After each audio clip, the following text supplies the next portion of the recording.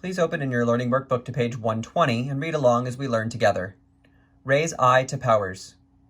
We can use the fact that I squared equals -1 to find higher powers of I. To find I cubed, we would write it as the product of I squared and I. I cubed equals I squared times I. I squared equals -1.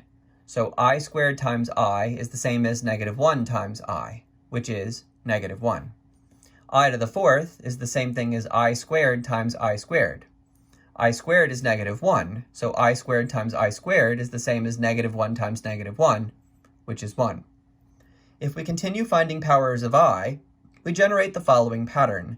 Notice that the values I, -1, -I, and 1 repeat as I is raised to higher and higher powers.